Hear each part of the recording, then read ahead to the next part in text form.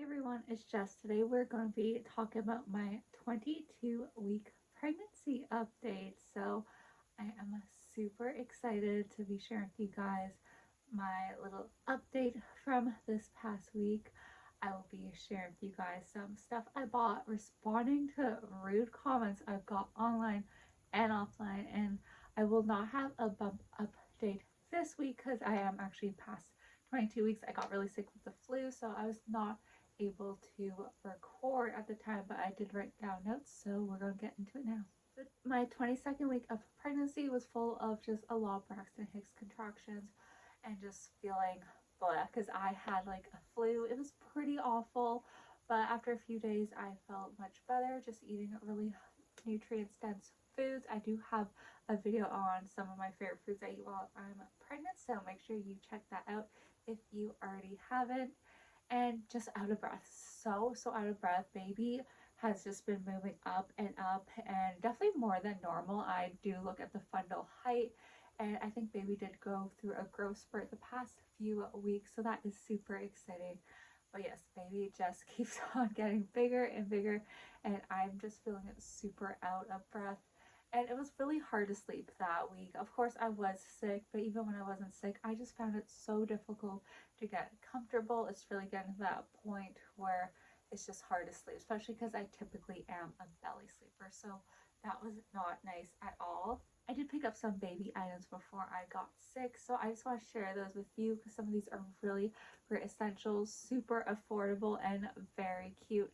And some of these things will not be on sale forever, so I wanted to share with you guys now so you could pick it up if you are interested in these products as well. The first thing I got is this super cute bunny. This is actually from Walmart for their Easter collection, and it actually has a rattle in it, which is adorable, and it is so soft.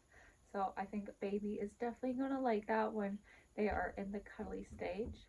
I also picked these up at the Dollar Tree. These are some birth cloths. Some of these are kind of gender specific more, but it doesn't really matter. If you've been following along, we are not finding out the gender of baby. And yeah, it doesn't really bother me that some of these are more feminine and maybe a little bit more masculine. I don't know. To me, they're just birth cloths. So I think these are going to be really great because they're that kind of microfiber material. So really will absorb any spin up really well. I also picked up these pure cotton pads. As you can see, I already busted these open, already shoved into my hospital bag. These are my favorite because they are so soft, especially if you get stitches. You don't want pads that could easily get like attached to your stitches. That did happen to me my first pregnancy and it like ripped off. Super terrifying, but very uncommon. I've had stitches twice, and yeah, you usually don't need stitches after your first baby. In my experience, I do have smaller babies, but I just really like these because of the material. I feel like, and if I did need stitches, it would not get stuck in these. They're also just super soft and they don't have like fragrance or any of that gross stuff. And I just got these in a bigger size than normal because after pregnancy you do tend to bleed a lot, so I'm really happy to have some of these on hand in my hospital bag and then some at home.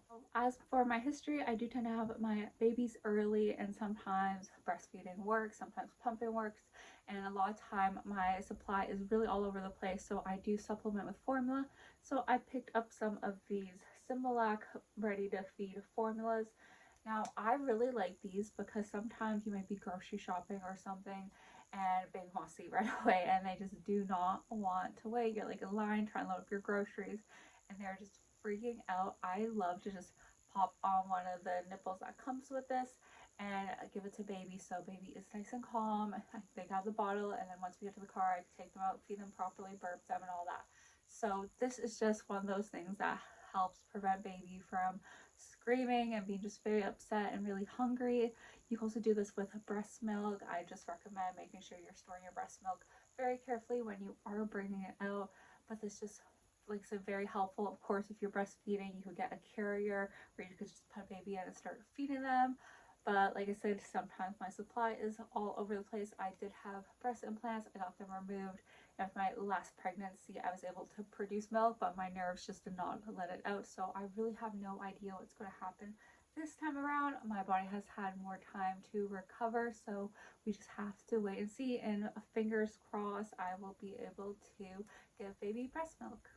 So those are all the items that I did get for baby. Now we're going to be talking about just how to address rude comments, whether it's online or in person. These are some I've received, and I have some pretty good answers for you. So one of them is when I had my first two, they were very close in age, and sometimes people would like to say, "Oh, you must be busy." And to me, they just said it in a very snotty way where it was like, really? Like, that's a really weird thing to say. And most of the time, I would be very nice about it, but I'm older now and I'm just not having it. Then I might be like, yeah, I am. But I think now how I would respond with that, being like, yes, God blessed me. I'm very lucky. Thank you. Bye. Something like on the lines of that, because it's just really no one's business how close you space your babies or how many babies you do have, and you should not feel guilty. You are very fortunate. Another comment I get, which I think is just so absurd, is, "Oh, your belly is so big. Oh my God, you're so big. Are you sure there's not like twins?" I've got this in previous pregnancies, and what I find so ironic is these people making these comments are usually bigger than me naturally. So it's like, really, should you really be talking about my weight? And my belly measures very normal. I start off at a very healthy and normal weight. I'm not underweight or overweight. And my belly grows pretty normally. It's not too small. When I had my first two babies, my belly was very, very petite. But now that my uterus knows what to do, it gets ready much sooner. So my belly is pretty average. It's definitely not too large. And if your belly is large, that's completely fine too. Some of you get very large bellies. I've had friends like that, and then since I have the baby, it's gone. So it really does not matter how big your belly gets. But yeah, for comments like that, I just really say how it is, and it's, my belly is actually quite normal. So I don't know what you're talking about, but that was very rude. And it's just, sometimes you have to set boundaries because sometimes people like to test them, and you just have to know that you're not someone that could be walked all over. A rude comment I get is, "Are you having more?" Now this is rude because it is such an intimate question. It's really no one's business besides you and your partners, or if you're single, then that's just your business entirely on your own. And I think the best way to respond to that is saying, that's a personal question and I'm going to keep that private. Because, like I said, it is very intimate. Sometimes you don't know if you've had fertility issues, if you could have more. Sometimes you don't know if you're going to want more. Sometimes there's mental health or health reasons. So it's a very rude question to ask, and I definitely don't recommend anyone ask it. And lastly, another rude question is, "Are you going to breastfeed?" And this is especially rude if people have known you've had trouble in the past, because of course most women's desire is to breastfeed their babies. It's definitely what's best. Formula will do the job. And you know what? Long term health wise, I was fully breastfed and I was the worst in the system. So it's not technically the best thing. Fed is best. I know that gets people so mad, but at the end of the day, long as baby is getting in all those nutrients and growing, that is what matters. And it's really no one's business how you decide to feed baby. And I replied to that by saying that, once again, that's none of your business. My baby will be fed and nourished, and they will be completely fine no matter what I decide to choose. Anyways, I hope you all found this video helpful. Make sure you subscribe and thumbs up this video so I know you want to see more content like it.